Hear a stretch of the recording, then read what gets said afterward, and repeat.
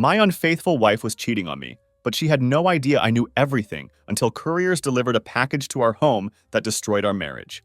Hey Reddit, my name is Tyler and I'm 29 years old.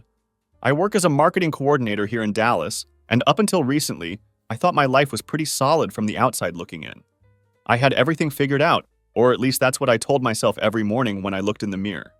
I was the kind of guy who had his routines down pat, knew what he wanted, and felt confident about where his relationship was heading. It all started with something as simple as a towel. A stupid, damp blue towel that should have meant absolutely nothing in the grand scheme of things, but somehow it ended up meaning everything.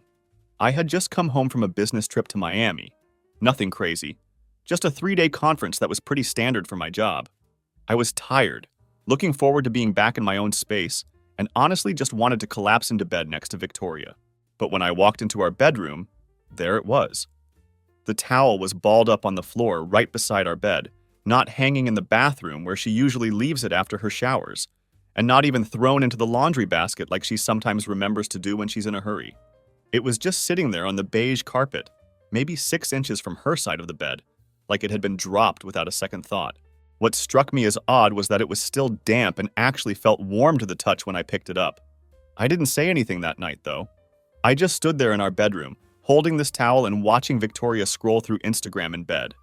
She had this faint smile on her face as she looked at her phone, the blue glow from the screen reflecting in her eyes, and she seemed completely absorbed in whatever she was looking at. The thing that really got to me was that she didn't even ask how my trip went. When I walked through the door, all I got was a casual, "Hey babe," before she went right back to that blue glow emanating from her phone. That's when I felt the first pin drop, that initial moment when something in your gut tells you that the foundation you've been standing on might not be as solid as you thought. Victoria and I had been together for nearly a decade by this point. We weren't the kind of couple that fought publicly or made dramatic scenes in restaurants. We never posted those overly sentimental anniversary photos on social media with hashtags like blessed or soulmate. But we were solid, or at least that's what I had always believed about us. We had built something steady and reliable together, something that felt permanent. She had this incredible fire about her, you know? Victoria possessed the kind of presence that could make people stop talking the moment she walked into a room. It was magnetic in a way that was hard to explain. You either loved her or hated her within the first 5 minutes of meeting her. There was absolutely no middle ground with Victoria, no lukewarm reactions or casual indifference. She commanded attention without even trying, and people either gravitated toward that energy or found it completely overwhelming. As for me, I was the guy who always carried her phone charger in my backpack, just in case her battery died during the day. I kept her favorite protein bars stocked in my car because she was always forgetting to eat lunch when she got busy with work. I had memorized her complicated latte order, oat milk cappuccino with 1 sugar and a dash of vanilla, so I could surprise her with it on random Wednesday afternoons when she was having a stressful week. I didn't need to be the loud one in the relationship or the center of attention. I just needed to be the person she came home to at the end of the day, the one who made her life a little easier and more comfortable. But something fundamental had shifted between us recently, and I was only just starting to piece it together. Her hugs had gotten noticeably shorter over the past few months, like she was going through the motions rather than actually wanting to be close to me. Her voice had changed too, just slightly, but enough that I noticed. It was like she was constantly holding back a laugh that didn't belong to me, some private joke or secret that she found amusing but couldn't share. One Friday evening, she told me she had a dinner meeting scheduled with some clients. On the surface, this wasn't unusual at all. Her job in PR meant she often had to wine and dine potential accounts or maintain relationships with existing ones. But there was something off about her tone when she mentioned it. She sounded too rehearsed, like she had practiced the sentence in her head before saying it out loud. She even paused halfway through telling me about it, like she was waiting to see if I would question her story or ask for more details. I didn't, though. At least not yet. Instead of confronting her directly about my suspicions, I decided to wait and observe. I positioned myself in my car about 2 blocks down from the Italian restaurant she had mentioned, the one where she claimed she would be having her client dinner. I sat there with the engine off, watching the entrance and feeling like some kind of private investigator in a bad movie.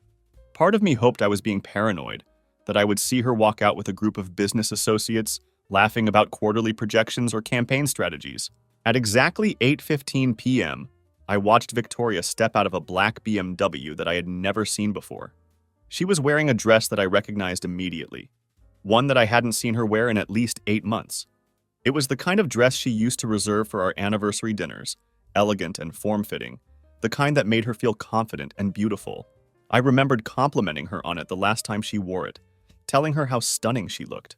What struck me most was how she laughed as she closed the passenger door. It wasn't the polite, professional laugh she used in business settings.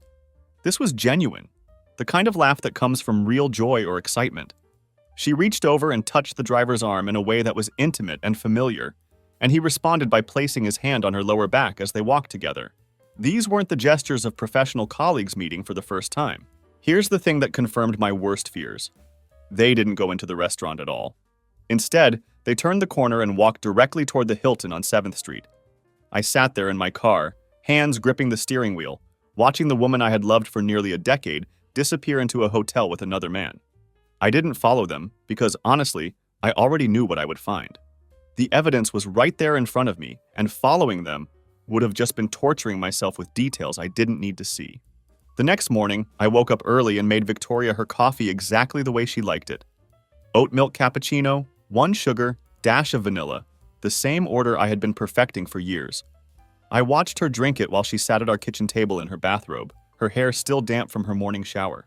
Her phone was sitting beside her on silent mode, face down like it always was during our morning routine. She smiled at me over the rim of her mug and said, "You're so sweet, babe," in that same affectionate tone she had always used. But for the first time in our entire relationship, hearing those words made me want to crush that mug in my hand and walk away forever. The casual way she could lie to my face while I stood there making her coffee, taking care of her like I always had, made my stomach turn. But I didn't say anything or do anything dramatic. I just smiled back and nodded, because she had no idea that I knew what she had done. And I realized that was going to be my advantage moving forward. That following Sunday, Victoria announced that she was going to her sister's house in Riverside for brunch. "Just the girls," she said with a bright smile, leaning over to kiss me on the cheek like we were still the loving couple we had always been. It was the kind of casual affection that had once made me feel secure in our relationship. But now it felt like another layer of performance. She even made a deliberate show of putting on her sneakers before she left. This detail struck me as particularly calculated because Victoria never wore sneakers unless she specifically wanted me to believe she wasn't trying to impress anyone. In her mind, sneakers were the universal symbol of casual, low-key activities, the kind of footwear that said, "I'm just hanging out with family, nothing special happening here." I nodded along with her story and watched her throw a canvas bag over her shoulder before she practically floated out the door, acting like she had no idea that the walls around her carefully constructed lies were already starting to cave in. This time, I made a different choice. I didn't follow her myself, and I didn't spend the day torturing myself by driving around trying to catch her in the act. Instead, I reached out to someone who could help me get the information I needed without compromising my own emotional state. His name is Marcus, and he works in security at my company. He's a big guy with sharp eyes and the kind of quiet demeanor that makes him perfect for observation work. Most importantly, I had helped his wife get a job after she got laid off from her previous company a few months earlier, so he owed me a favor. When I called him and explained what I needed, he didn't ask unnecessary questions or judge the situation. He just agreed to help. Marcus positioned himself 2 cars down from Victoria's sister's house and started sending me live text updates throughout the morning. At 11:15 a.m., he texted me, "She's not there." At 11:38 a.m., BMW pulled up. She got in. At 11:44 a.m., "They're headed downtown." Each message felt like another nail in the coffin of our relationship, but I needed this confirmation to move forward with what I was planning. While Marcus was tracking Victoria's real activities, I stayed home and paced around our living room like a caged animal. My hands were shaking, not from fear or sadness, but from this crawling, boiling feeling that I had never experienced before in my life. It was pure rage mixed with disgust, and it was building inside me with every passing minute. I've learned that betrayal has a very specific flavor. It's bitter and metallic and acidic all at once, and once you taste it, it gets into your teeth, and you can't spit it out no matter what you do. You end up tasting it for days afterward, this constant reminder of what someone you trusted did to you. It becomes part of your daily experience until you can find a way to cleanse yourself of it completely. At exactly 1:23 p.m., Marcus sent me the photograph that would change everything. When I opened the image on my phone, I saw Victoria sitting in that emerald dress I had admired on her so many times before. She was leaning across a restaurant table, laughing in a way that looked completely natural and unguarded. Her hand was touching the arm of a man I had never seen before. And what struck me most was that this wasn't even the same guy from the hotel the other night. This was a completely different person. She clearly had a type, I realized as I studied the photo. Both men were tall with trim beards and expensive watches, the kind of guys who probably sent text messages from leather chairs in upscale wine bars. They had that polished, successful look that suggested they were used to getting what they wanted, especially when it came to women. I stared at that photograph for what felt like an eternity, not because I was surprised by what I was seeing, but because of the expression on Victoria's face. She looked genuinely happy in a way that I hadn't seen in over a year. This wasn't the fake, networking kind of happiness she displayed at work events, and it wasn't the forced cheerfulness she sometimes put on when she was stressed about something. This was real joy, the kind that comes from being exactly where you want to be with exactly who you want to be with. The realization hit me like a physical blow. She hadn't looked at me like that in so long that I had forgotten what her genuine happiness even looked like. I used to think that the distance between us was just stress from her job, or hormones, or maybe just the natural evolution of a long-term relationship. I made excuses for the way she had been pulling away, telling myself that it was temporary, that we would find our way back to each other once things settled down. But now I understood the truth. That glow on her face in the photograph, that wasn't the result of work achievements or yoga classes or some internal journey of self-care like she had been claiming. It was deception, pure and simple, and she was incredibly good at it. She had been living a double life with such skill and confidence that I never would have discovered it if I hadn't accidentally stumbled across that damp towel in our bedroom. When Victoria came home that evening, she brought me a chocolate chip cupcake as if nothing had happened. She claimed her sister had made extras for some birthday party and thought I might enjoy one. I took it from her hands, said thank you, and told her I had spent the afternoon watching a documentary about sharks on the Discovery Channel. It was a completely mundane lie that fit perfectly with her perception of who I was. She laughed at my comment and said, "That's so you," in an affectionate tone that once would have made me feel understood and loved. But in that moment, something fundamental shifted in my understanding of our relationship. I realized that she thought I was still the same predictable Tyler, still slow to catch on, still naive, still completely blind to what was happening right under my nose. But I wasn't that person anymore. The evidence was mounting, the plan was already forming in my mind, and she had no idea what was coming next. The plan had already begun to take shape in my mind, and I had started putting the pieces in motion before Victoria even realized she was walking into a trap. I went to the printer in our guest room and pulled out a thick manila envelope that had been waiting there for days. The paper was high quality, professional looking, with no return address visible anywhere on the pristine white surface. The envelope was sealed tight, and Victoria hadn't seen it yet, but she was about to become very familiar with its contents. I had done my research and discovered that Tuesday was Victoria's company's quarterly recognition day. This was one of those corporate events that her PR firm took very seriously. There would be speeches from management, awards presentations for outstanding employees, and an elaborate catered lunch that was designed to boost morale and show appreciation for the team's hard work. Victoria's name was definitely on the guest list for this event, which made it the perfect opportunity for what I had planned. The timing had to be absolutely precise for maximum impact.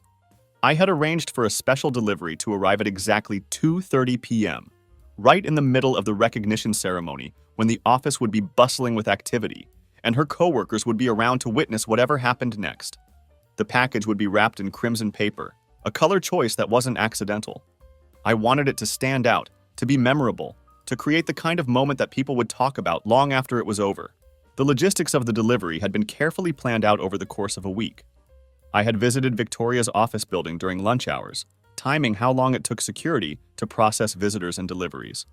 I noted the layout of the 12th floor where Northwing PR and Communications had their offices, all those wide glass walls and open plan desks that created such a bright, modern workspace filled with polished smiles and the constant hum of professional ambition. I had selected a private courier service rather than using a standard delivery company, and my instructions were very specific. The package had to be handed directly to Mrs. Victoria Campbell, signature required, with absolutely no exceptions. The courier was told that this was an important business document that required personal receipt, and I had paid extra to ensure that these instructions would be followed to the letter. The contents of that crimson box had been assembled over several days, each piece carefully selected and organized for maximum psychological impact. I had printed high-resolution copies of hotel receipts, organized photographs in chronological order, and prepared audio files that would speak for themselves. Everything Victoria had thought was private and hidden was about to become very, very public. As Tuesday morning arrived, I felt a strange sense of calm wash over me. The rage and hurt that had been consuming me for weeks had crystallized into something much more focused and deliberate. This wasn't about revenge in the traditional sense. It was about truth, about making sure that Victoria finally had to face the consequences of her choices without being able to spin her way out of them or manipulate the narrative to make herself look like the victim. The box arrived exactly as planned, and the execution was flawless. I had scoped out the delivery logistics a week prior, making sure every detail would go smoothly when the moment came.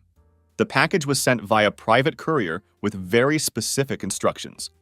Hand it directly to Mrs. Victoria Campbell. Signature required. Absolutely no exceptions under any circumstances. At 2:32 p.m., the courier checked in with building security. At 2:35 p.m., Victoria signed for the package, probably thinking it was some kind of work-related delivery or maybe a surprise gift from a client. At 2:36 p.m., the fuse was officially lit, though she had no idea what was about to explode in her carefully constructed world.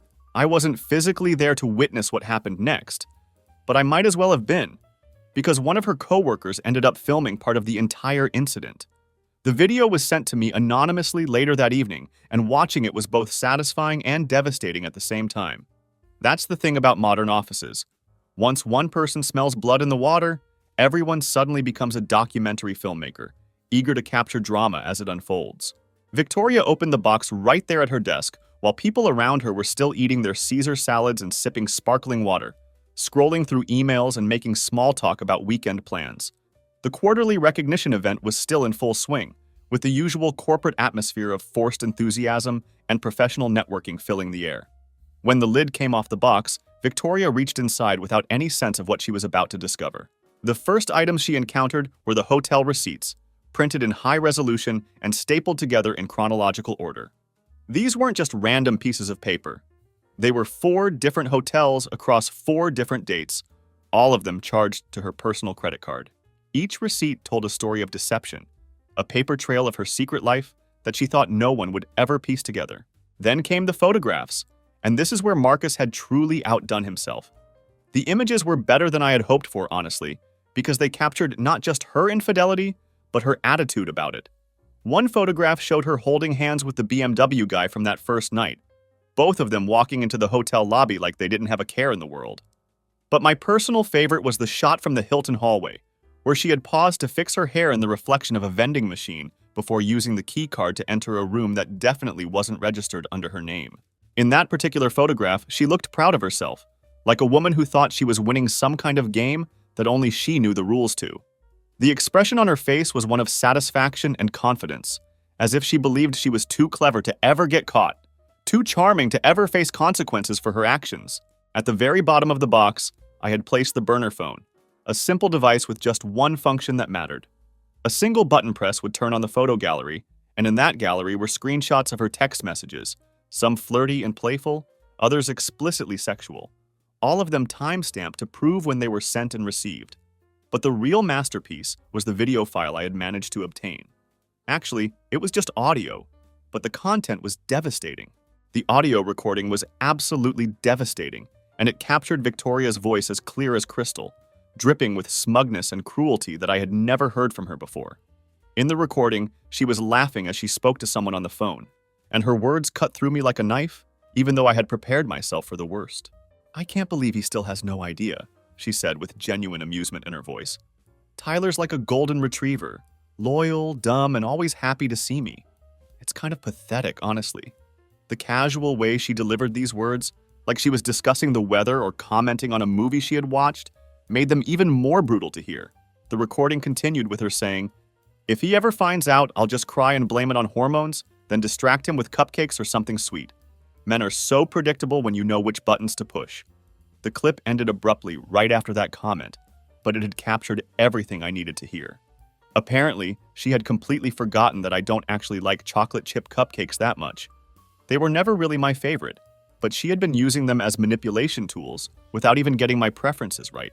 According to the report I received later from someone who witnessed the entire scene, Victoria's boss had approached her desk right around this time and asked, "Victoria, are you okay?" In a concerned tone that suggested her reaction to the box contents was visible to everyone around her. From what I understand, she didn't answer the question immediately. Instead, she just stared down into the crimson box like it was some kind of explosive device that hadn't detonated yet, but could go off at any moment. The witness told me that Victoria stood up quietly, her hands visibly shaking as she tried to process what she was seeing and hearing. Her eyes were darting around the office frantically, like she was trying to figure out who else might know about her secret life, who had seen the evidence, and how far this information might have already spread throughout the company. Then, according to multiple people who were there, she screamed. It wasn't a loud, angry scream that you might expect from someone who had just been confronted with evidence of their wrongdoing. Instead, it was this raw, sharp sound that seemed to come from somewhere deep inside her. The sound of someone who had just realized that their entire carefully constructed world was crumbling around them. The scream was brief, but piercing enough to freeze the entire floor and make everyone stop what they were doing to stare at her. By 2:50 p.m., Victoria was gone from the office entirely. She had grabbed her purse, kicked off her high heels so she could move faster, and clutched that crimson box to her chest like it was something precious she needed to protect. The image of her fleeing the building barefoot, holding the evidence of her own betrayal, was both pathetic and fitting. By 3:20 p.m., I had a voicemail waiting on my phone. When I listened to it, Victoria's voice sounded completely different from the confident, mocking tone I had heard in the audio recording.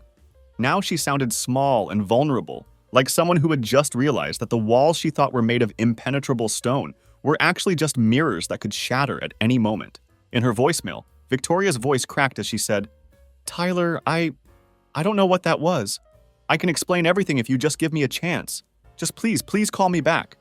The desperation in her tone was unmistakable, but I had already made my decision about how this was going to play out. I didn't call her back. Instead, I was busy changing the locks on our house, making sure that when she inevitably showed up to try to smooth things over or manipulate her way back into my good graces, she would find herself locked out both literally and figuratively. It was a symbolic gesture as much as a practical one. I was closing the door on everything we had been together. The knock came at exactly 9:23 p.m., and the sound was unmistakable. 4 sharp raps against the front door, deliberate and urgent. She didn't ring the doorbell, didn't send a text message to warn me she was coming, didn't give me any kind of heads up that she was about to arrive. It was just her, Victoria, standing on the porch in that same blazer she had been wearing to work earlier that day. When I looked through the peephole, I could see that her eyeliner was smeared and her hair was pinned up in a way that suggested she had tried to reclaim some sense of order and composure after the disaster at her office, but had given up halfway through the process. She was holding her phone in one hand and that crimson box in the other, clutching it like some kind of twisted peace offering that she thought might help her case. I noticed that her nails were chipped, which was completely unlike her.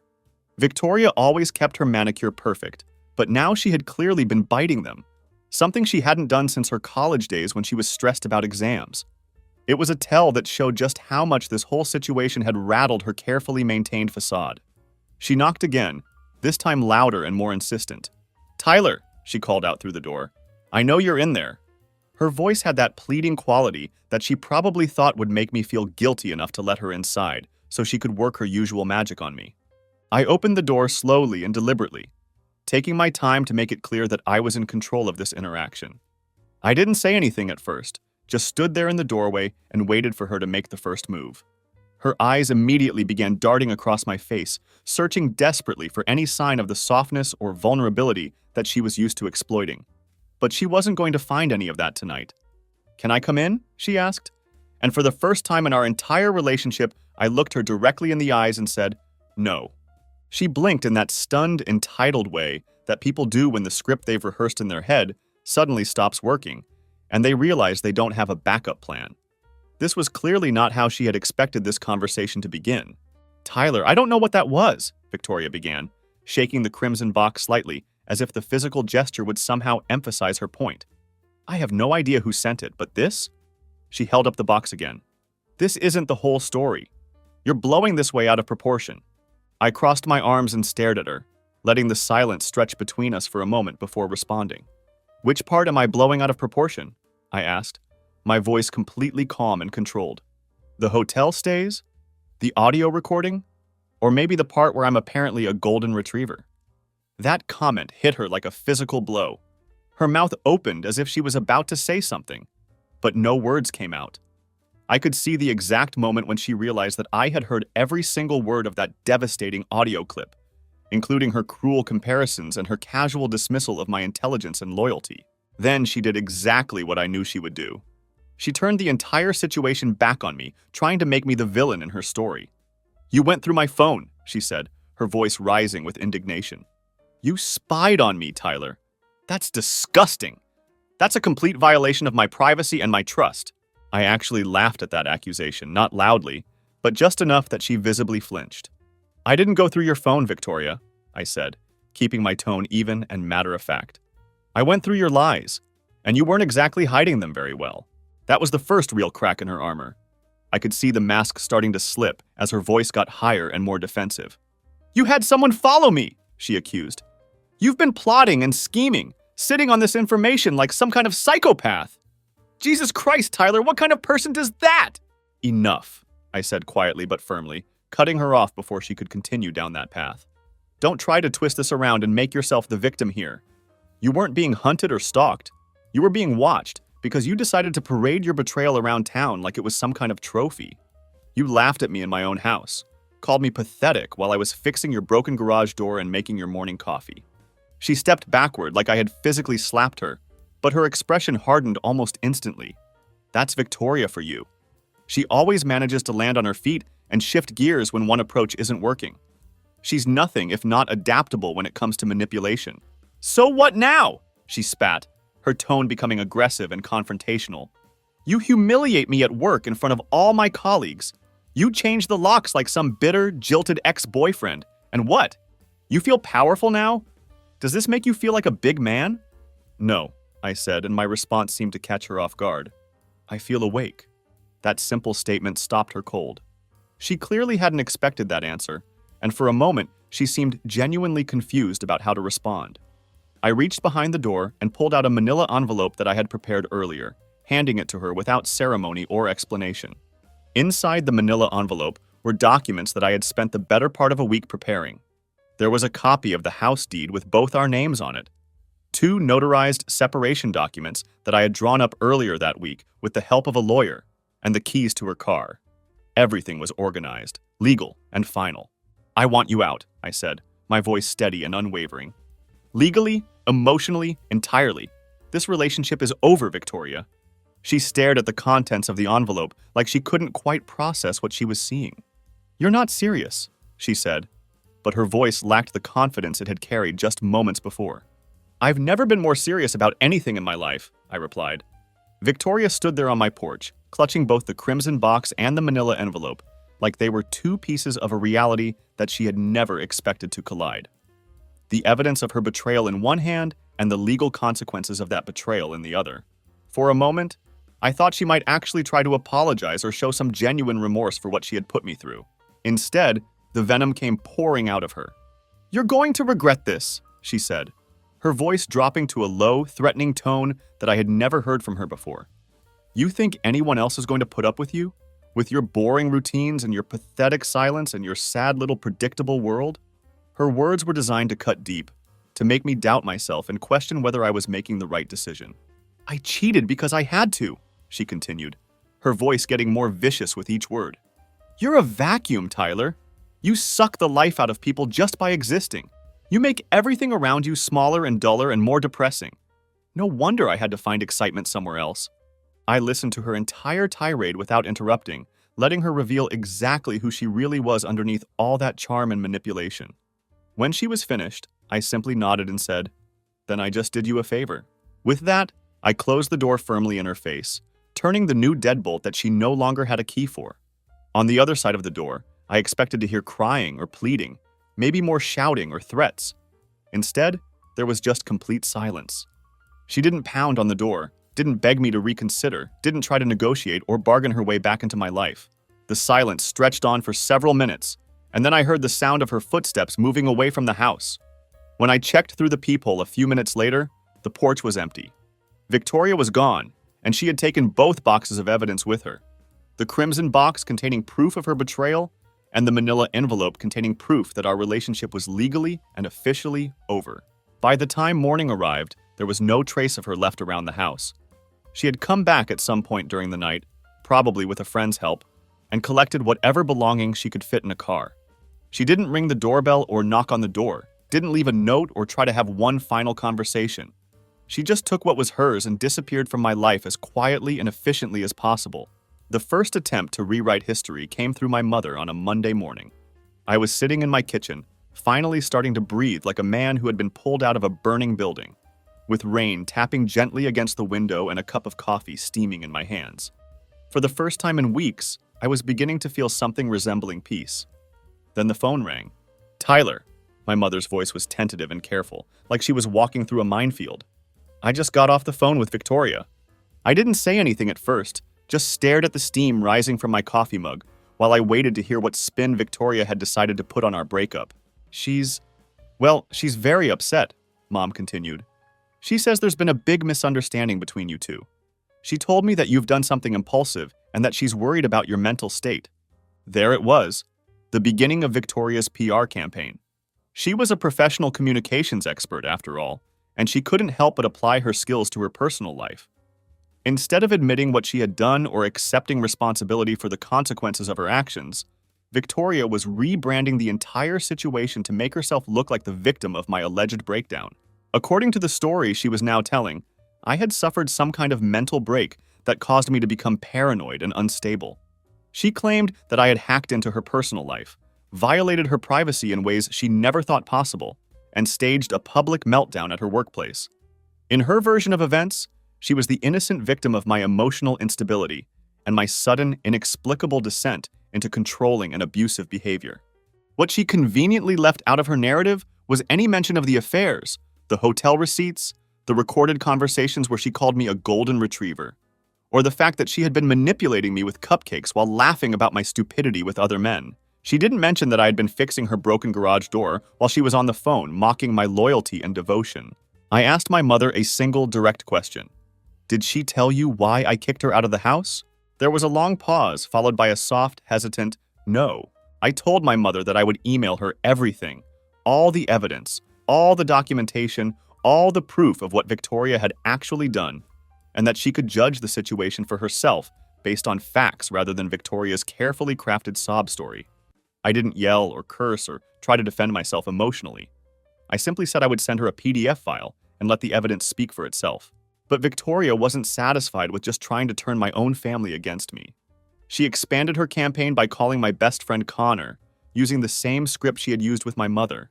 She told him that she was genuinely worried about me, that I was spiraling out of control, and that she still loved me, but didn't know how to help me anymore. She called what had happened between us emotional burnout. Such a clinical, sanitized term that completely avoided any acknowledgement of her own role in destroying our relationship. Connor, to his credit, didn't buy into Victoria's manipulation for even a second. He showed up at my place that same evening with 2 six-packs of beer and his laptop tucked under his arm. "Want help nuking her social media accounts?" he asked with a grin that told me he was ready to go to war on my behalf. We didn't take him up on that offer, though. I wasn't interested in petty revenge or getting into some kind of online battle with Victoria. What I was interested in was clarity, making sure that the truth was documented and preserved in case I needed it later.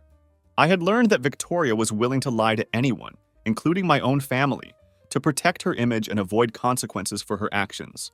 That night, I finally opened the secret folder on my computer that I had been building for weeks. It contained all the screenshots Marcus had taken, all the hotel booking confirmations, the audio recordings, and the video files that proved what Victoria had really been doing behind my back. I organized everything chronologically, created a detailed timeline, and saved it all in a file that I named truth.x. A little bit of dark humor that felt appropriate given the circumstances. I uploaded the entire archive to a private Google Drive folder just in case Victoria decided to escalate her smear campaign or try to claim that I had fabricated evidence against her. I wanted to make sure that if anyone ever questioned what had really happened between us, I would have the documentation to back up my version of events. Victoria had started this game of manipulation and lies, but I was building the board that would expose her for who she really was. I wasn't interested in destroying her life or seeking revenge, but I was absolutely committed to protecting myself from her attempts to rewrite history and make me look like the villain in her twisted narrative.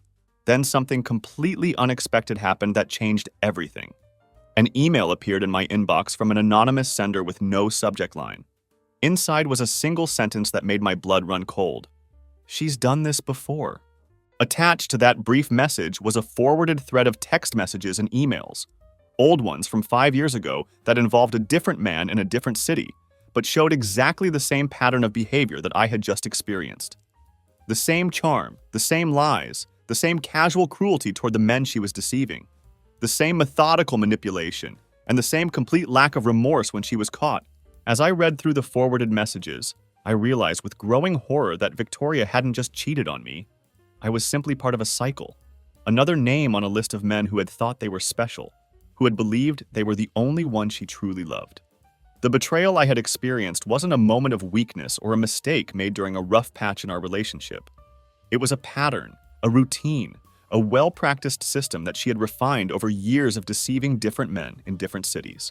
Just like that, the heartbreak I had been feeling shifted from grief into something much darker and more disturbing: pure disgust. I wasn't mourning the loss of a relationship anymore. I was horrified by the realization that I had never actually known the person I thought I was in love with. I spent the entire night chasing digital ghosts, trying to piece together the identity of the person who had sent me that anonymous email. The message hadn't come from a burner account or some untraceable service. It had actually been sent from an old Gmail account that still had recoverable information attached to it. It took me less than 10 minutes of basic detective work to trace the recovery information and connect it to the account's owner.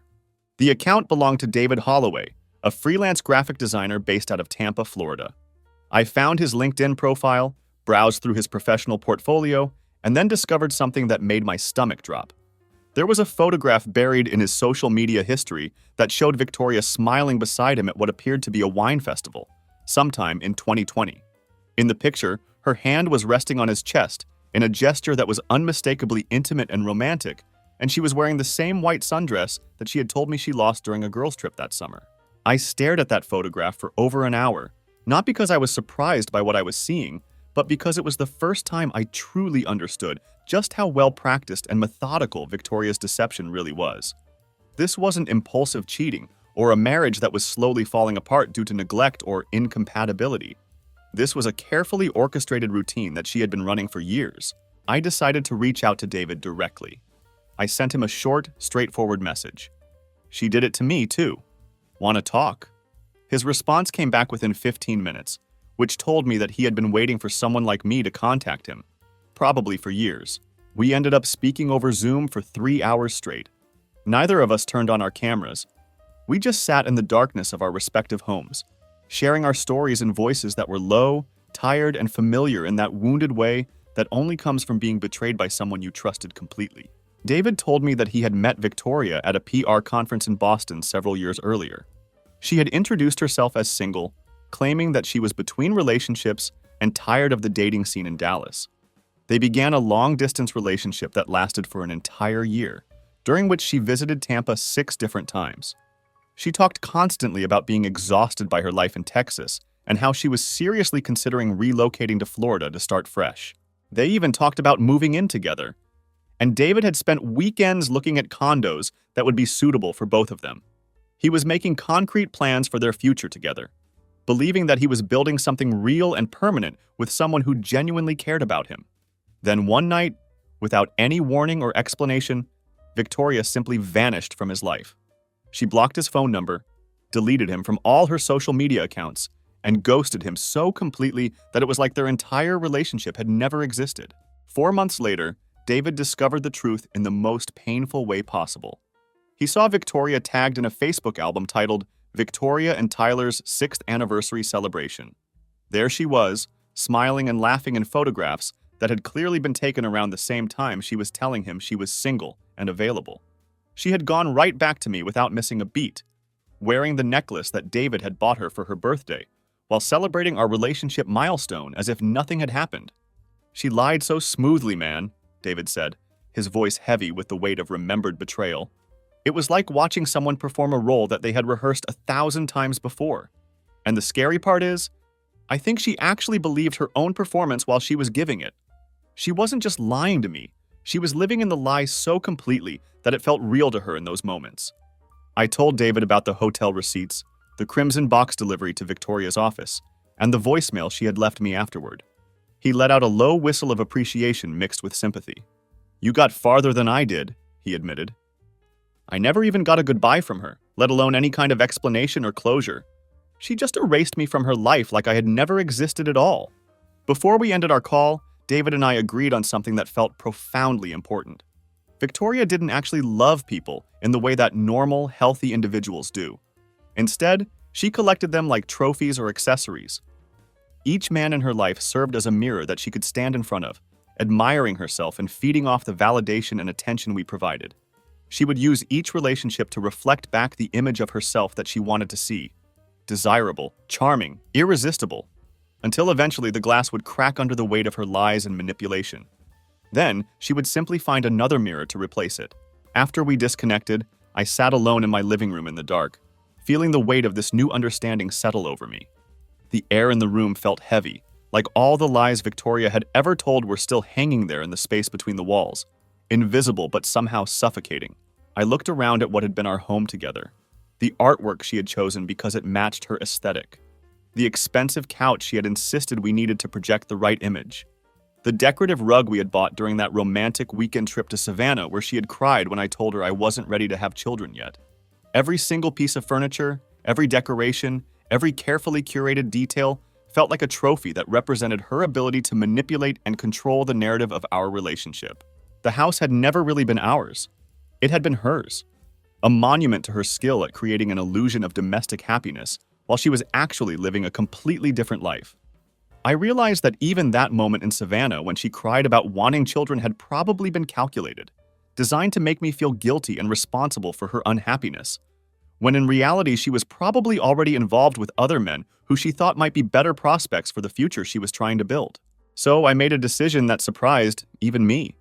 I started packing my belongings, not hers. I wasn't interested in staying in a space that felt contaminated by her deception. Let her have the house.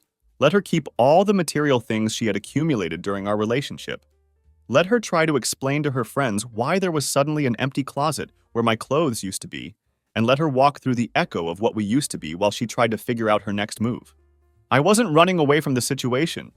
I was evacuating myself from a building that I now realized had been on fire for much longer than I had understood. And as I packed my things into boxes, I had the strange feeling that the real fire hadn't even started yet. Victoria's world was about to get much smaller and much more complicated in ways that she couldn't possibly anticipate. The text message came from an unknown number at exactly 3:47 p.m. on a Thursday afternoon. The message was brief and hesitant. "I'm sorry to reach out like this. Are you Victoria's husband?"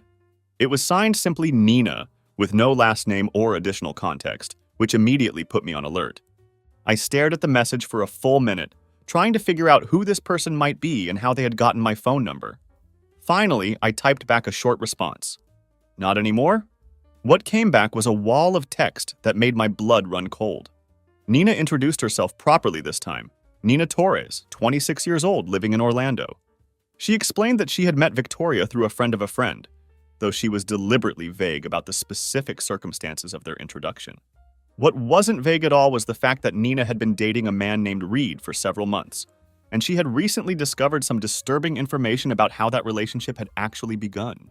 Nina had realized that Reed had been introduced to her by Victoria, and this wasn't just a casual matchmaking situation between friends. Reed was one of the men that Victoria had been sleeping with during our relationship, and Nina was now discovering that she had been dating him at the same time, completely unaware that she was sharing him with another woman.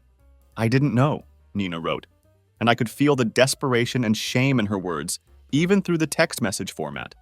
"I swear to you, I wouldn't be messaging you if I wasn't completely sick over this whole situation. but I thought you should see this. She had attached screenshots of messages between Victoria and Reed that painted a picture of manipulation and cruelty that was even worse than what I had experienced. The messages showed Victoria actively working to undermine Nina's relationship with Reed. In one particularly devastating exchange, Victoria had written, "I know you're tired of her. You've told me how boring and needy she is. You said I was different, that I was better than that sad little girl you're playing house with." But buried deeper in the scroll of text messages was one that made my heart stop completely. Victoria had written to Reed, "He has no idea what's happening, and when he finally figures it out, I'll just do what I always do. I'll cry, blame him for being emotionally distant, and then bake something sweet to distract him. Men are so damn easy to manipulate when you know which buttons to push." Reading those words felt like being punched in the stomach. This was who Victoria really was. This was who she had always been, and I had been too blind and too trusting to see it. She had a playbook for manipulation that she used on every man in her life, and I had fallen for it completely. I told Nina the truth about everything that had happened between Victoria and me. Not because I wanted revenge, but because Nina deserved to know that she wasn't the only casualty in the wreckage that Victoria left behind wherever she went. She needed to understand that this pattern of behavior was something Victoria had been perfecting for years, and that neither of us was at fault for falling victim to someone who was so skilled at deception. Nina did something that I never would have expected from someone who seemed so hesitant and apologetic in her initial message to me. She confronted Victoria directly, in person, and she did it in the most public way possible. She waited for Victoria outside her yoga studio and caught her on the sidewalk in front of 2 yoga instructors and a woman who was walking her dog. The confrontation wasn't dramatic in the way you might see in a movie. There was no screaming, no physical altercation, no scene that would attract a crowd of onlookers. Instead, Nina simply stood there holding her phone and began reading Victoria's text messages out loud, word for word, so that everyone within earshot could hear exactly what kind of person Victoria really was behind her carefully crafted public image. According to the witnesses who were there, Victoria stood completely frozen during the entire confrontation. Her face was blank, her arms were crossed defensively, and she maintained that expression of controlled composure that she probably thought would help her weather this unexpected storm.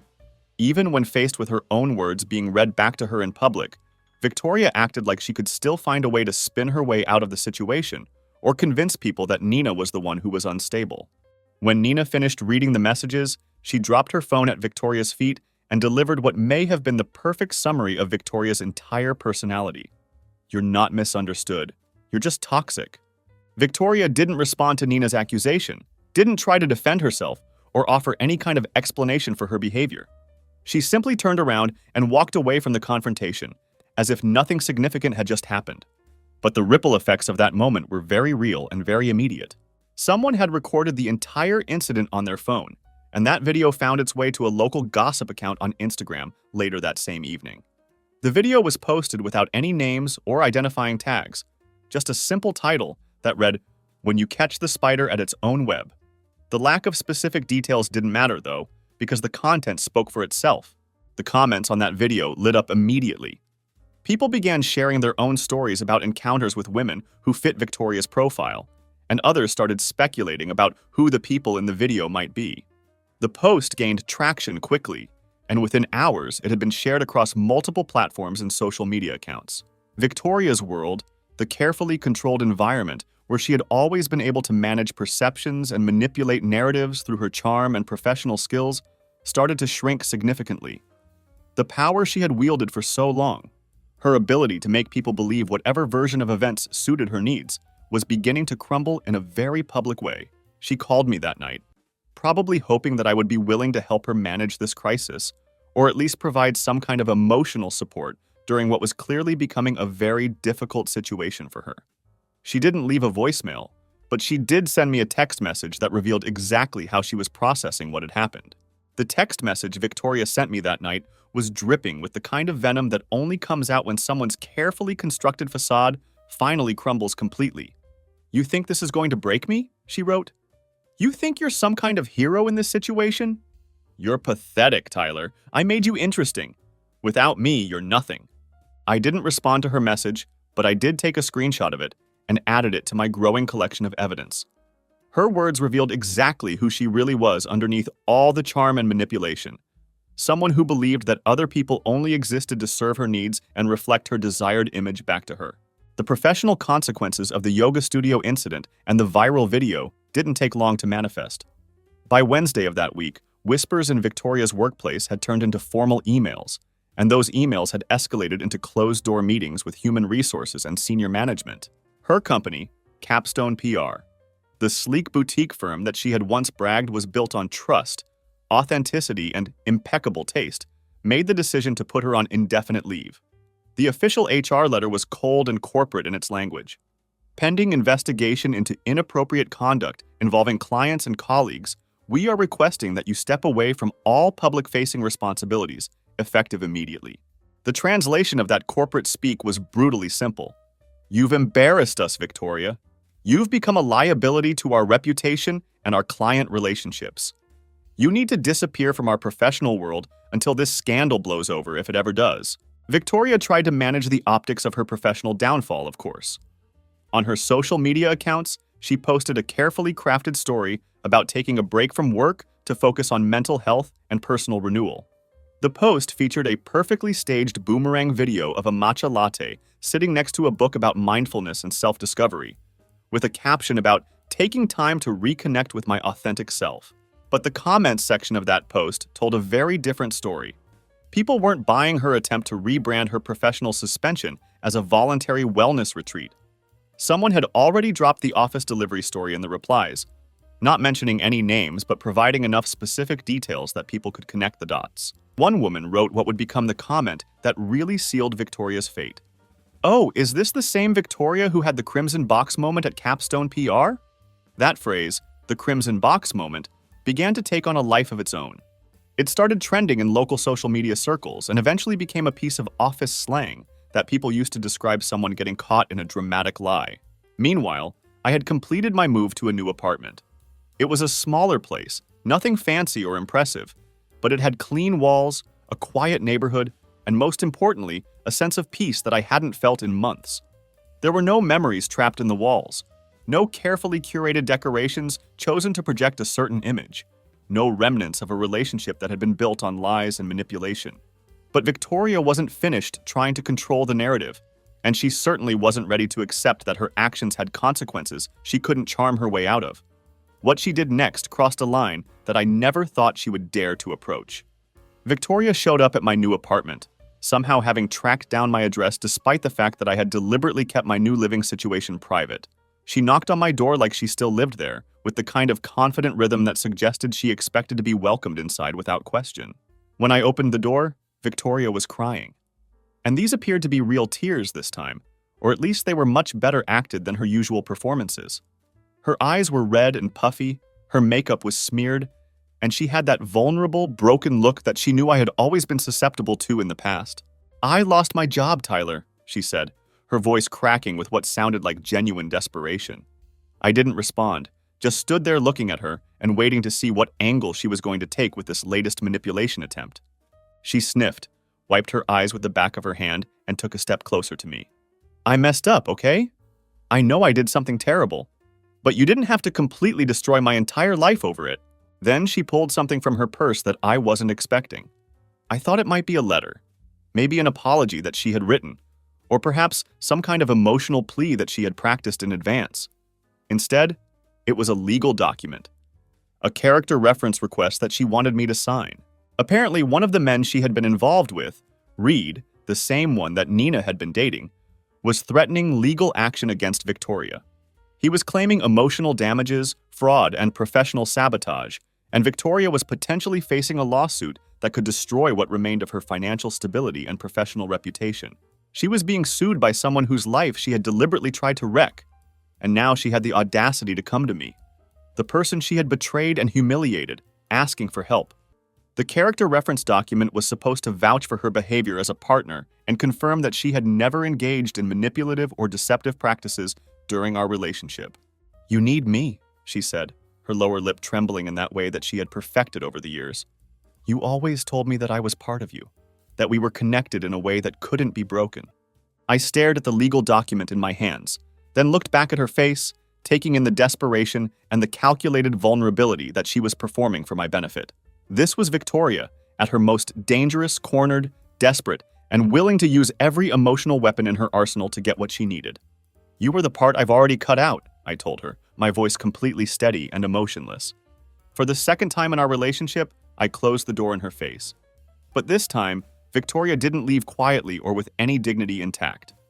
Through the peephole, I watched her completely crumble on my welcome mat. It wasn't a dramatic, cinematic breakdown designed to make me feel guilty. This was something much more raw and real, just a complete collapse of someone who had finally run out of options and people to manipulate. I watched her sit there in silence for 20 minutes, her shoulders shaking as she stared at the legal document that represented her last desperate attempt to avoid the consequences of her actions. Eventually, she pulled herself together, straightened her jacket, and walked away from my door. She didn't knock again, didn't try to call through the door, didn't make any more attempts to get my attention. But I should have known that Victoria would never go quietly into the night. The war between us wasn't over, and what she did next was absolutely unforgivable. I should have known that Victoria would never leave a room without setting a match behind her to burn everything down. She was incapable of accepting defeat or walking away from a situation without trying to inflict maximum damage on anyone who had crossed her. The betrayal came through someone I never expected. Blake, my cousin who was practically like a brother to me. We had grown up together, shared childhood memories, and maintained a close relationship well into adulthood. Blake had helped me move out of the house I shared with Victoria, had sat with me drinking beers on the night after I delivered that crimson box to her office, and had sworn repeatedly that he had my back through this entire ordeal. But apparently his loyalty had limits. One night, I received a call from Connor that made my blood run cold. There was no small talk, no casual greeting. He got straight to the point with an urgency in his voice that told me something was seriously wrong. "You need to check Blake's Instagram story right now," he said. I opened the app with a growing sense of dread, and what I saw felt like a physical blow to my chest. There was a short video posted to Blake's story showing Victoria sitting at an upscale rooftop bar, a glass of white wine in her hand, laughing in that genuine way that I remembered from better times. The caption read, "People make mistakes. Some people turn them into war crimes. Here's to growth," followed by a clinking glasses emoji. And at the bottom of the screen, tagged clear as day, was Blake's username. The blood drained from my face as I watched the video loop. Victoria was sitting across from Blake at what appeared to be an intimate table for two, and he was smiling, talking animatedly, leaning in toward her like they were old friends catching up after a long, difficult week. The casual intimacy of the scene made my stomach turn. I called Blake immediately, but the call went straight to voicemail. I sent him a text message that consisted of just 2 words. "You serious?" There was no reply. The next day, I finally got a message from him that was clearly designed to minimize what I had witnessed and make me feel like I was overreacting to an innocent situation. "It's not what it looks like," he wrote. "She reached out to me and said she needed someone to talk to. I thought I could be the middle ground here. Maybe help both of you see things from a different perspective. I thought I could be fair to both sides." Fair. That single word made me angrier than anything Victoria had ever done to me directly. Blake knew exactly what Victoria had done to me. He had seen the photographs that Marcus took. He had listened to the audio recordings where she called me a golden retriever. He had watched me break down emotionally as I processed the full scope of her betrayal. And yet there he was, sitting on a rooftop with her, laughing and toasting to growth, while she continued to spin her version of events. I didn't even bother responding to his pathetic attempt at justification. The fact that he thought he could play mediator between me and the woman who had systematically destroyed our relationship told me everything I needed to know about his judgment and his loyalty. That night, I couldn't sleep because I had realized something truly chilling about Victoria's strategy. She wasn't trying to fix anything or make peace with the damage she had caused. She was actively rebuilding her support network by using my own connections, my own family relationships against me. She was twisting the people who were supposed to be my emotional shelter and turning them into weapons in her ongoing campaign to rewrite history. Later, I learned from other sources that Victoria had started reaching out to more people in my social circle, carefully and subtly rebuilding her image one conversation at a time. She was posing as the misunderstood wife who had made some mistakes, but was now being punished far beyond what was reasonable or fair. In her version of events, I had become emotionally distant, vengeful, and potentially unstable. One person who eventually came forward told me that Victoria had called them crying, claiming that I had just switched off emotionally and started treating her like she didn't even matter anymore. She was painting herself as the victim of my sudden coldness and calculating revenge, conveniently leaving out any mention of her affairs, her cruel comments about my intelligence, or her systematic manipulation of our entire relationship. This was classic Victoria. She had set our house on fire with her lies and betrayal, and now she was crying to anyone who would listen about how cold and uncomfortable it had become. She was a master at rewriting history in real time, spinning every situation to make herself look like the wronged party who deserved sympathy and support. I made the decision to cut Blake off completely. No phone call, no confrontation, no attempt to explain why I was ending our relationship. Just complete silence. I deleted his number from my phone, unfollowed him on social media, and treated him like he had never existed in my life. If he wanted to play games with Victoria and help her rebuild her narrative, then he could deal with the consequences of that choice.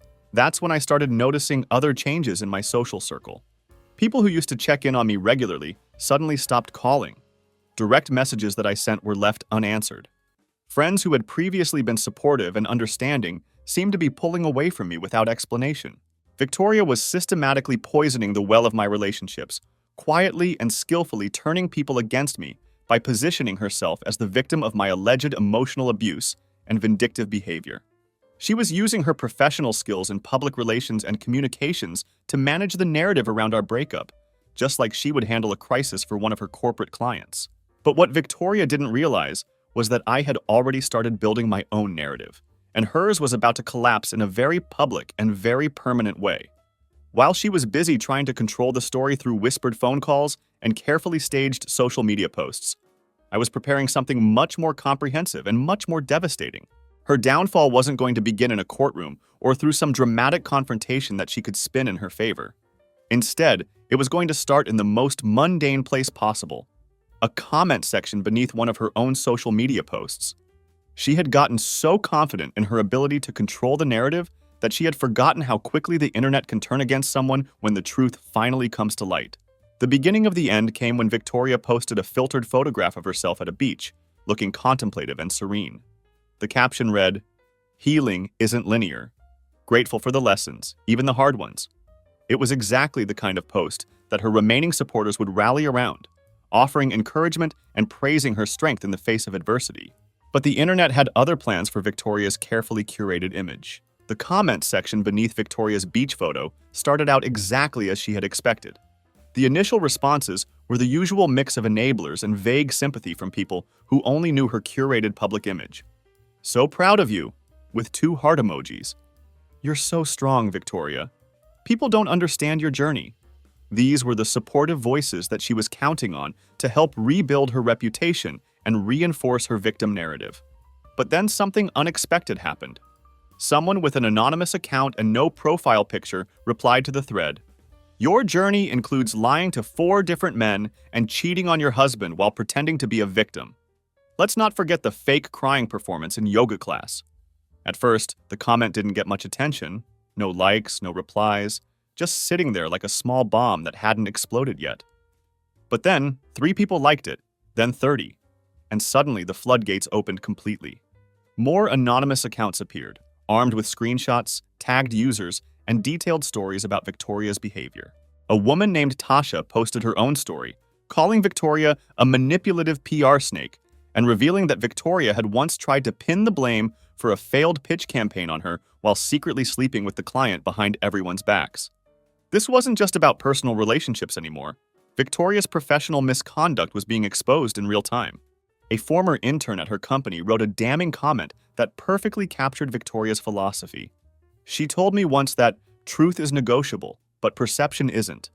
Now I finally understand what she meant by that. The most devastating blow came when someone managed to repost part of the infamous audio clip, the Golden Retriever quote, where Victoria mocked my loyalty and intelligence. They had overlaid this audio over a video of Victoria smiling during a panel discussion about ethics and branding, creating a jarring contrast between her public image and her private cruelty. The post went viral within niche social media circles, spreading far beyond Victoria's immediate network. Within a single week, her carefully maintained professional image wasn't just damaged, it was completely obliterated. The internet had done what I never could have accomplished on my own, exposing her hypocrisy and manipulation to a much wider audience than I ever could have reached. The professional consequences were swift and severe. Capstone PR, the boutique firm that had initially put Victoria on indefinite leave, made the decision to officially terminate her employment. Their public statement was corporate and measured.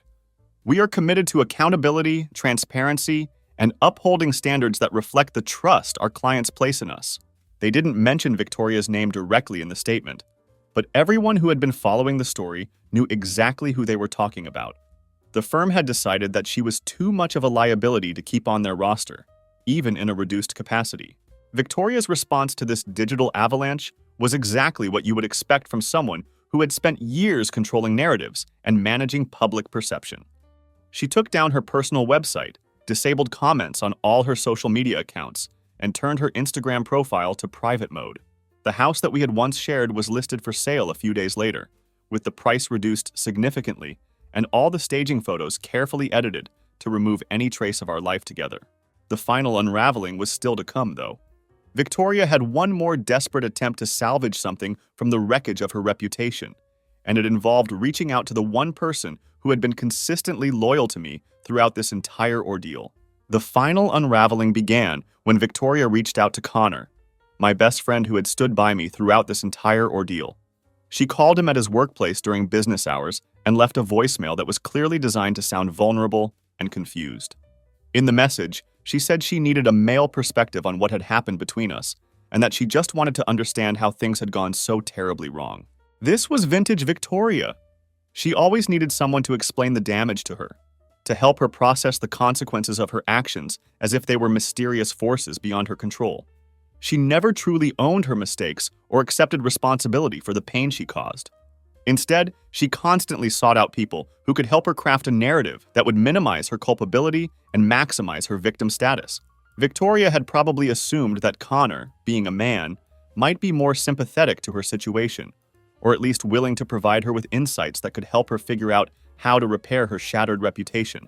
She was hoping he would serve as a bridge back to my life, or at minimum give her information about my emotional state that she could use to her advantage. But Connor had seen everything. He had watched the evidence unfold, listened to the audio recordings, observed my emotional breakdown, and witnessed Victoria's systematic attempts to manipulate the narrative around our relationship. He understood exactly who she was and what she was capable of. When Connor returned her call, his response was direct and uncompromising. "You know exactly what you did," he told her, "and no one's buying your act anymore." Then he hung up the phone without giving her the opportunity to launch into whatever carefully rehearsed speech she had prepared for their conversation. With that final rejection, Victoria found herself in a position she had probably never experienced before in her adult life. She had no one left to manipulate. Her professional network had abandoned her. Her personal relationships had been exposed as shallow and transactional. Her family had been alienated by her lies. And even my own relatives who she had briefly managed to turn against me had started to see through her performance. She had systematically tried to burn down my world as revenge for exposing her betrayal. But in the process, she had ended up standing alone in the ashes of her own carefully constructed life. The charm that had always been her most powerful weapon was now useless, because too many people knew the truth about who she really was underneath the facade. But I wasn't finished with Victoria yet, because there was still one final piece of the puzzle that she didn't know about. One last revelation that would cement her reputation and ensure that her pattern of behavior would never be forgotten or overlooked again. I had been waiting for the right moment to deploy this final piece of evidence, not out of spite or a desire for revenge, but out of a strategic understanding that Victoria had always played the short game, while I had learned to think several moves ahead. She relied on lies that worked in the moment, charm that got her through the day, and tears that helped her escape immediate consequences. But I had learned to play chess while she was still playing checkers, and I had been setting up the checkmate for months without her realizing what was happening. The final move in this game wasn't going to be a private confrontation or a legal battle. It was going to be a public revelation that would ensure her story became a cautionary tale that people would remember and reference for years to come. The final reveal came in a format that Victoria never could have anticipated or prepared for. Months earlier, during the height of the chaos when the text messages were still unraveling and the crimson box delivery was still smoking in the wreckage of her office, I had been contacted by a producer from a mid-tier relationship advice podcast. They were working on a special series focused on betrayal and deception in modern relationships, and they were actively seeking out anonymous stories from people who had experienced significant infidelity or manipulation. The producer had somehow gotten wind of my situation, probably through the local social media buzz that had been building around Victoria's public meltdowns, and they thought my story would be perfect for their format. I agreed to participate, but with very specific conditions. My voice would be completely masked using professional audio equipment. All names and identifying details would be changed to protect everyone involved, and I would have final approval over how the story was presented before it went to air. When I told my story for the podcast, I kept it clean and factual. There was no emotional rage, no dramatic embellishments, no attempt to paint myself as a tragic hero. I simply laid out the timeline, the dates, the actions, the evidence, and the consequences. I let the facts speak for themselves without editorializing or trying to manipulate the listener's emotions. The producers masked my voice using professional software that made me completely unrecognizable, and they changed all the names and locations to protect everyone's privacy. Victoria became Veronica. I became Thomas. Dallas became Denver, and all the other details were altered just enough to provide legal protection while preserving the essential truth of what had happened. The episode was scheduled to drop as part of their regular programming, but I had specifically asked them to wait until the right moment when Victoria's other attempts at reputation management had failed, and when the story would have maximum impact without seeming like a coordinated attack. Last week, the episode finally aired. The title was The Crimson Box Delivery, when your spouse has no idea you're 3 moves ahead. Within 72 hours of its release, it had climbed to number 2 on Spotify's trending podcast list, and people were connecting the dots at an incredible speed. Despite the changed names and masked voices, the details were so specific and so memorable that anyone who had been following Victoria's story could immediately identify the real people behind the pseudonyms. The PR queen, the audio clip with the golden retriever comparison, the office delivery, the yoga studio confrontation. All of these elements were too unique to belong to anyone else. The podcast had taken Victoria's story and turned it into entertainment that thousands of people could consume, analyze, and share with their friends.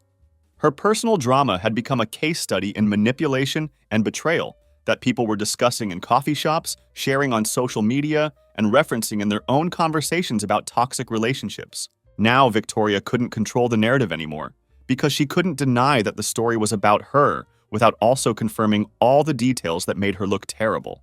She was trapped in a situation where any response would only draw more attention to her behavior and make things worse for her reputation. This was the checkmate I had been setting up for months. Not a single devastating blow, but a comprehensive documentation of her pattern of behavior that would follow her for years to come and serve as a warning to any man who might be tempted by her charm in the future. Victoria's response to the podcast was exactly what I had expected from someone who had spent her entire adult life manipulating situations to avoid accountability. She sent me one final message, and the tone was a mixture of rage, desperation, and wounded pride that perfectly captured who she really was underneath all the charm and facade. "You humiliated me," she wrote. "You made me into a meme, a cautionary tale that people share with their friends over coffee. You couldn't just move on like a normal person, could you? You had to turn this into some kind of public spectacle." The irony of her accusation wasn't lost on me. Victoria was upset that I had made her into a meme when she had spent months systematically trying to destroy my reputation by calling my family members, manipulating my friends, and painting me as emotionally abusive and unstable. She had tried to turn me into a villain in her carefully crafted victim narrative. But she was angry that her own actions had consequences that she couldn't control or spin away. I didn't respond to her message immediately. Instead, I read it several times, thinking about everything that had led us to this point. The towel on the bedroom floor, the hotel receipts, the audio recording where she called me a golden retriever, the crimson box delivery, the yoga studio confrontation, her attempts to manipulate my family and friends, and finally the podcast that had turned her story into a cautionary tale about toxic behavior in relationships. After considering my response carefully, I typed back 4 simple words. "No more reruns, Victoria." She read the message. I could see the read receipt, but she didn't respond. There was nothing left for her to say, because we both knew that her ability to rewrite history and control narratives had finally reached its limit. Too many people knew the truth about who she was and what she had done. She had always thought of me as a background character in her messy, chaotic, romanticized drama. In her mind, she was the star of her own show, and everyone else, including me, existed simply to provide supporting roles in whatever storyline she was trying to create at any given moment. But she had miscalculated completely. I wasn't the background character in her story. I had become the writer of it. And I had just finished penning what would be the final chapter of our relationship. A chapter that would follow her wherever she went and serve as a permanent record of her behavior for anyone who might be tempted to get involved with her in the future. The podcast had accomplished something that no private confrontation or legal battle ever could have achieved. It had created a public record that couldn't be deleted, couldn't be spun, and couldn't be manipulated. Victoria's pattern of behavior was now documented in a format that thousands of people had already heard and shared, and it would remain accessible for years to come. This wasn't revenge in the traditional sense. It was documentation. It was insurance that other men wouldn't fall victim to the same manipulation and cruelty that I had experienced. It was a warning system that she couldn't disable or control. And with that final message exchange, our relationship was truly over. Not just legally or emotionally, but in terms of her ability to continue affecting my life or manipulating the narrative around what had happened between us. She had exhausted all of her options for damage control, and I had successfully protected myself from her attempts to destroy me in retaliation for exposing her betrayal. Well, almost the final chapter. There's still an epilogue to this story, and it's one that I think is important for anyone who might be reading this and seeing parallels to their own situation. It's been 8 months since that last message exchange, and the silence that has followed has been more telling than any dramatic conclusion could have been.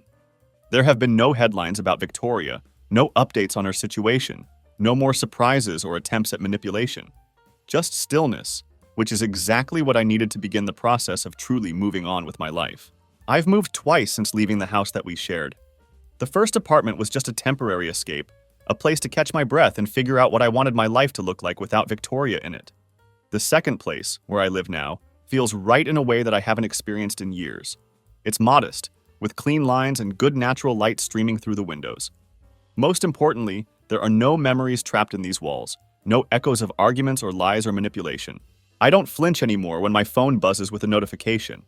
I can sleep through the night without my mind racing through worst-case scenarios or analyzing every detail of past conversations for hidden meanings. I can breathe normally, think clearly, and exist in my own space without constantly wondering what Victoria might be planning or how she might try to insert herself back into my life. And I don't think about her every day anymore. I won't lie and say that she never crosses my mind, because that wouldn't be honest. But when she does, it's different now. It's not with bitterness or ongoing pain or even anger. It's more like observing a memory of a storm that you once drove through. You remember the windshield wipers slapping against the heavy rain, your knuckles white as you gripped the steering wheel, the stress and fear of not knowing if you would make it through safely. But now the sky is clear, you're still driving. And that storm is just something that happened to you rather than something that defines you. I made the decision never to respond to Victoria's final message, and I've stuck to that commitment. I never tried to reach out to Blake to repair that relationship, and I never bothered to check whether Victoria actually got sued by Reed or what the outcome of that legal situation might have been. I didn't need the ending of her story to be loud or dramatic, because the silence that follows someone like Victoria is actually the most appropriate ending of all. I did run into her once, about 4 months ago, at the grocery store. It wasn't dramatic or cinematic. There was no screaming, no confrontation, no awkward conversation in front of other shoppers. She was standing in the frozen foods aisle, staring at a bag of cauliflower rice like it contained the answers to all of life's important questions. She didn't see me at first, which gave me a moment to observe her from a distance.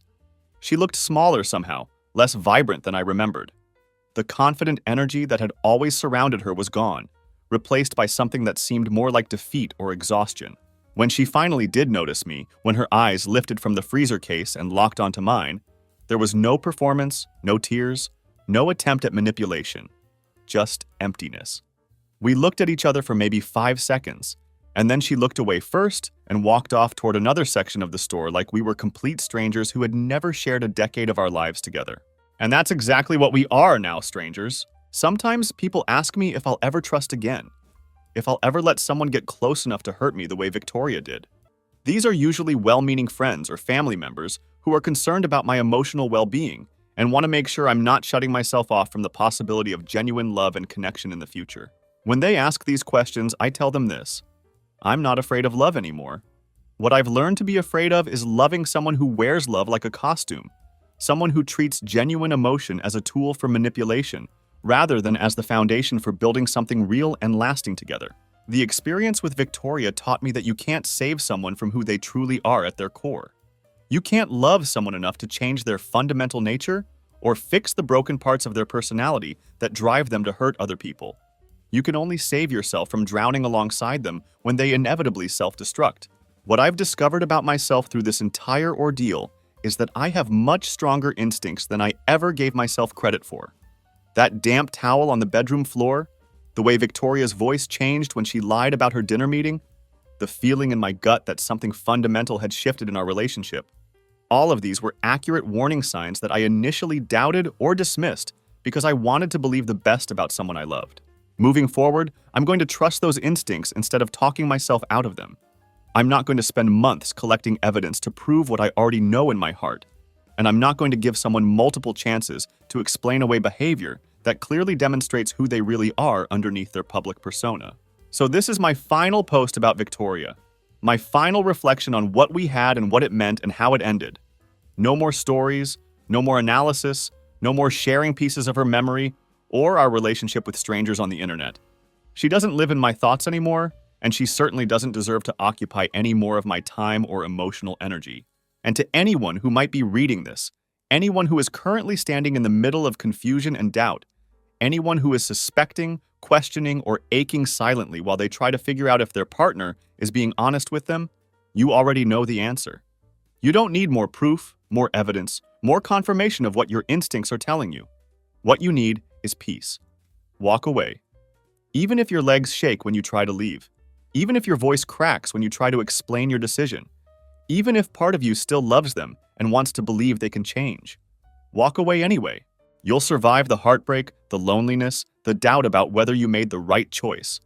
And one day, sooner than you think, you'll be standing in a grocery store or walking down a familiar street, and you'll realize that you don't even flinch anymore when you think about them. You'll understand that you're not just surviving anymore, you're actually living again. That's where I am now, and that's where you can be too. Tyler.